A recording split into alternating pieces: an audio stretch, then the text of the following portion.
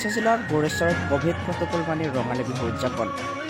গোৰেশ্বৰ ৰাজহ চক্ৰৰ অন্তৰ্গত চিল্কিজাৰ নৱজ্যোতি সংঘৰ সৌজন্যত 24 এপ্ৰিল শনিবাৰে সম্পূৰ্ণ কোভিড প্ৰটকল মানি প্ৰতিগৰাকী দৰ্শককে একোখনকৈ মাস্ক দিয়াৰ লগতে হেণ্ড ছেনিটাইজাৰৰ ব্যৱস্থা কৰি সামাজিক দূৰত্ব বজাই ৰাখি পালন কৰিলে ৰঙালী বিহু।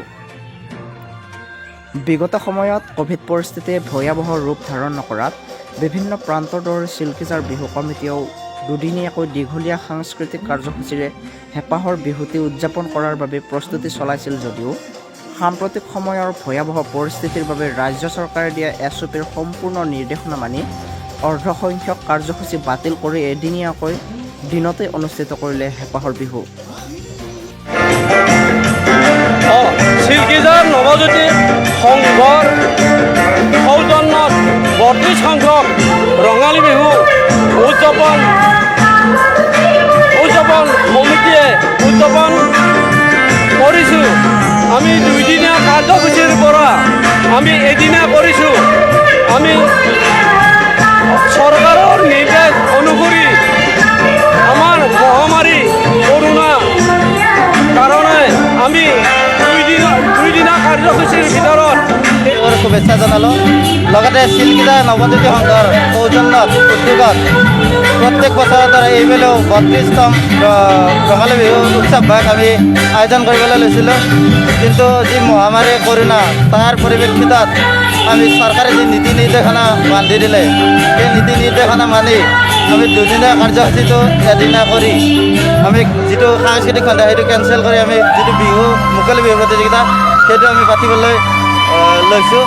আৰু আমি সম্পূৰ্ণৰূপে এই কোভিড প্ৰটকল মানি চৰকাৰে যি SOP আছে সেই SOP মানি আমি সকলো দৰ্শককে মাস্ক আৰু ছেনিটাইজাৰৰ ব্যৱস্থা কৰিছোঁ। লগতে আমি যি ডিষ্টেঞ্চ সেই ডিষ্টেঞ্চো মেইনটেইন কৰিবলৈ অনুৰোধ জনাইছোঁ কমিটিৰ ফালৰ পৰা। সমূহ ৰাইজলৈ অসমীয়া নতুন বছৰৰ আন্তৰিক শুভেচ্ছা জ্ঞাপন কৰিছোঁ। এইবেলি কৰোণা মহামাৰীৰ কাৰণে আমি অনুষ্ঠিতভাৱে এদিনীয়া কাৰ্যসূচীৰে বিহু উদযাপন কৰিবলৈ লৈছোঁ। আগতে আমি দুদিনীয়া কাৰ্যসূচী লৈছোঁ, কিন্তু আমি এই কৰোণা মহামাৰীৰ কাৰণে আমি চমু কৰিবলগীয়া হৈছে।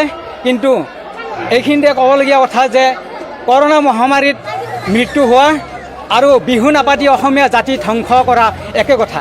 কাৰণ ডক্টৰ ভূপেন হাজৰিকা ডাঙৰীয়াই কৈ গৈছে বিহু অসমীয়াৰ আয়ুস ৰেখা। গতিকে বিহু যদি নাপাতো, বিহু ধ্বংস হ'লে আমাৰ অসমীয়া জাতিৰ অস্তিত্ব নাথাকিব, অসমীয়া জাতিও ধ্বংস হ'ব। গতিকে আমি অনুষ্ঠিতীয়াকৈ হ'লেও কৰোণা মহামাৰী হ'লে আমি বিহু পাতিবই লাগিব, নহ'লে অসমীয়া জাতি ধ্বংস হৈ যাব। গতিকে আমি সেইকাৰণে আমি নামমাত্ৰ নিয়ম কৰিছোঁ, আমি বিহু পালন কৰিছোঁ। ইয়াত যদিও আমাৰ উৎসাহ উদ্দীপনা বেছি নাই, তথাপি আমি এই কৰোণা মহামাৰীৰ মাজতে আমি বিহুটিক আদৰিবলৈ লৈছোঁ, বিহুটি উদযাপন কৰিবলৈ লৈছোঁ। ইয়াত যাতে কোনো বেয়া নাপায়, আমি সকলোৰে ইয়াত অংশগ্ৰহণ কৰাটো আমি কামনা কৰিছোঁ। 6টা বজালৈকে প্ৰায় আমি এই বিহু উদযাপন কৰিম। গতিকে এইখিনি সময়ৰ ভিতৰত যাতে উলহ মালহেৰে আমাক সহযোগ কৰে, তাৰ বাবে আমি সমূহ ৰাইজলৈ ধন্যবাদ জ্ঞাপন কৰিছোঁ, আহ্বান জনাইছোঁ। গোৰেশ্বৰৰ পৰা সত্যব্ৰত দাসৰ ৰিপৰ্ট, নিউজ এনি লাইভ।